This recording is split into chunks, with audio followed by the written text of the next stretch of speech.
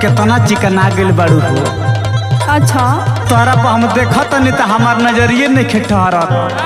ओहो हो आ तू जब से हमारा गांव में आइल बाड़ू, हई छोटे लाल भैया के देखो चारों तरफ प्रचार को भले बना। सुनो सुनाबो का प्रचार भइल बा। सुनो टोला मोहल्ला में भइल बहाला, मारे कमरिया ही लोर कवन विटामिन।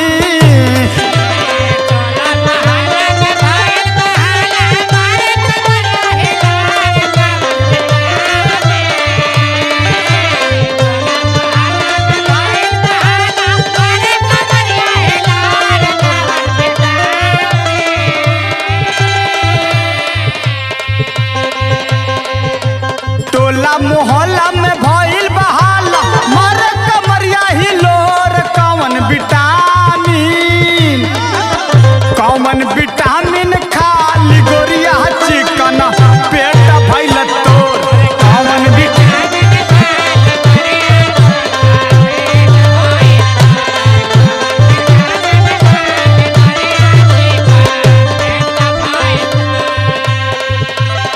कवन विटामिन खैले बाड़ू? अच्छा तब हम का खाहिले आ का पीला सब तोहरा के बताव चली। इतना सुघर लगते बाड़ू आज। तो सुनो कोनो विटामिन हम ना खाइला। तो का खैले बाड़ू? इतना चिकन आइल बाड़ू, सुनो का खइले बानी बताव। अरे बोला न काहे फाटता छाती, देखी जवनिया मोर हमरे सैया जे।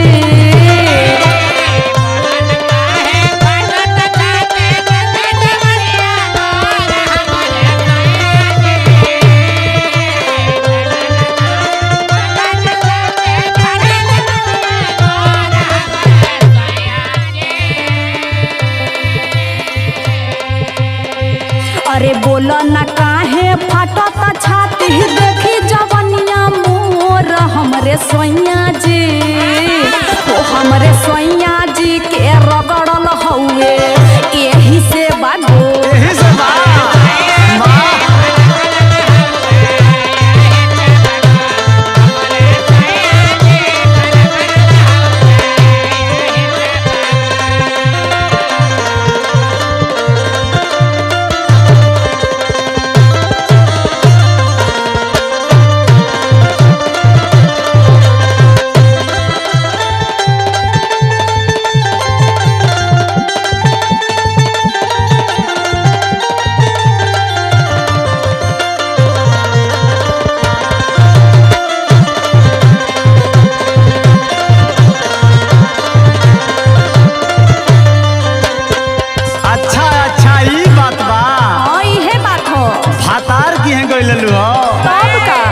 अरे तब तो कमलेश भैया की चक्की का आटा खैले बाड़ू, यही से गदाइल बाड़ू। सुनो सुनाबो कावा ना हो चौकी के खाता बाड़ू आटा।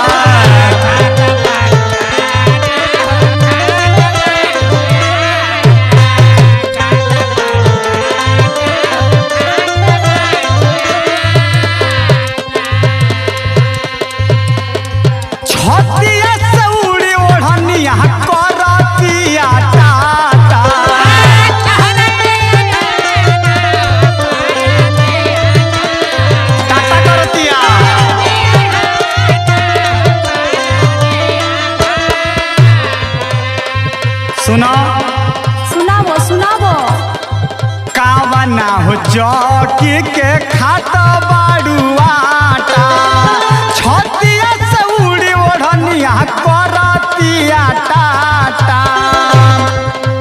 मटक मटक के चलेलू रहिया जैसे चलेला मोर कवन विटामिन।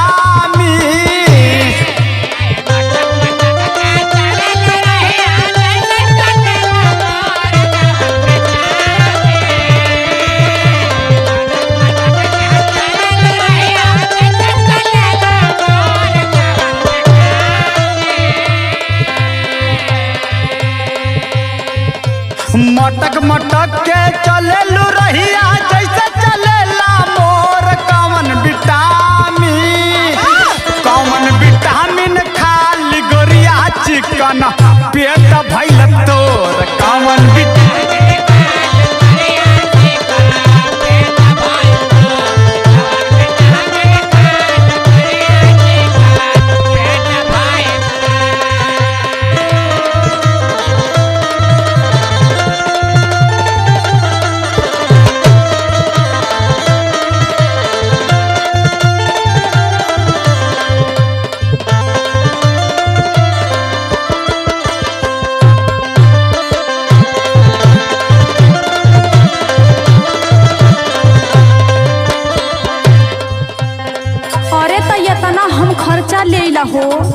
कितना दिला खर्चा हो? अरे बहुत खर्चा दिले बताई। बताओ। सुनो। हाँ। दूध में पका के खाली किशमिश बादाम हो। अच्छा अच्छा, यही से निखार आइल बा।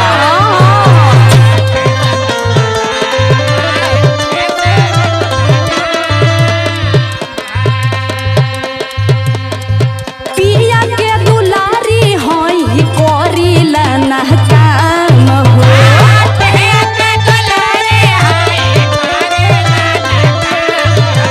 बुझलो?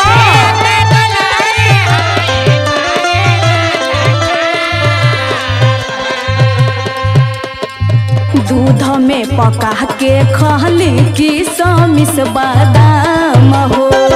पिया के दुलारी होई कोरिला ना काम हो। जाना तानी रंदा तने ना करिला। सुना और का करिला? का करेलू? अरे दोनों बेरा हम खाइला घिउआ में रोटी बो। अच्छा अच्छा है। सैया जी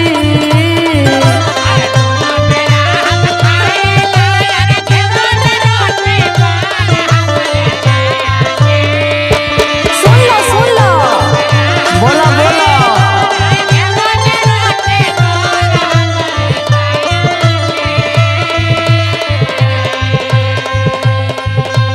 दोनों बेरा खाइला हम तो घिउआ में रोटी बोर। हमरे सैया जी बुझता नहीं। हमरे सैया जी के रगड़ल हउए यही से बागोर। हमरे बुझाता बाबा रामदेव का घी लेने वाला महाराज जी।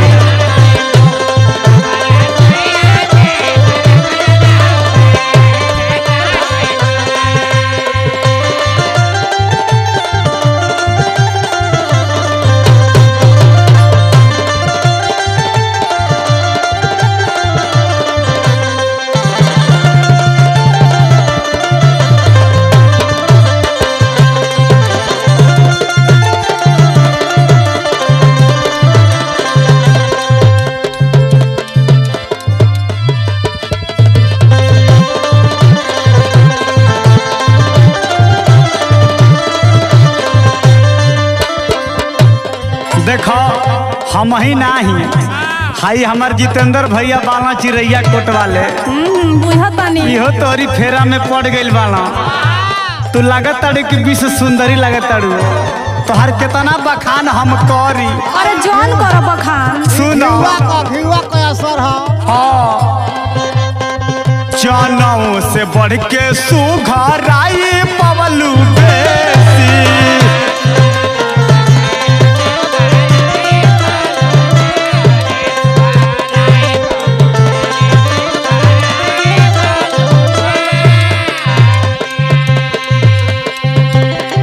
भइले दीवाना कवि अशोक परदेसी।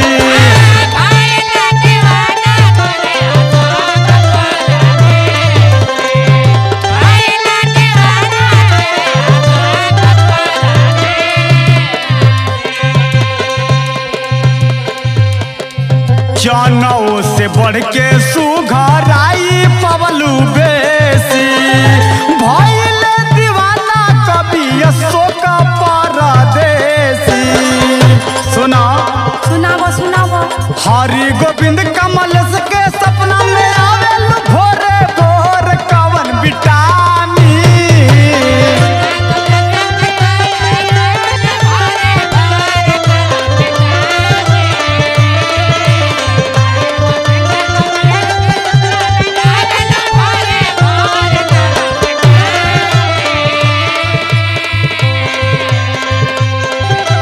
हरि गोविंद कमल के सपना में आवेल भोरे भोर कवन विटामिन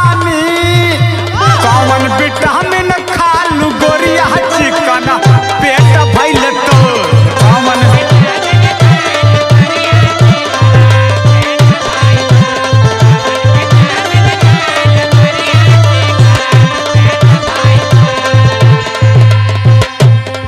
तो तोहरा के अब कुल बतावो चली आए। अरे भाई बताओ। ई सुघराई या चिकनाई तोहरा के हम बताव चली। अरे एकदम राड मत लागत तारू, एकदम सोलट बाटी बता, हर जवाब नहीं खे। अच्छा हम बुझतानी। हाँ। उसका मत मारो। तू ऐसन हो गेल बाड़ू कि आर्मी में लाइन लगावे लाग हो गेल बाड़ू। सुनो बताओ। कुदरत के दिहल हमारा सोर हो सिंगार बा। ई त लौकते बा।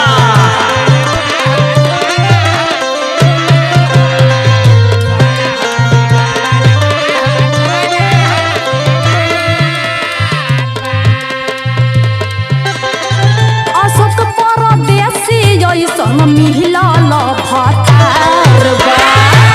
अरे भाई जाना तनी उस्ताद हो, बड़का गाड़ी चलावेला। परदेसी भतार हवे। अरे उ बड़का ट्रेलर चलावेला कवि जी, हम समझा तानी। अरे कुदरत के दिहल हमार सोर हो सिंगार बा। अशोक परदेसी ऐसन मिलल भतार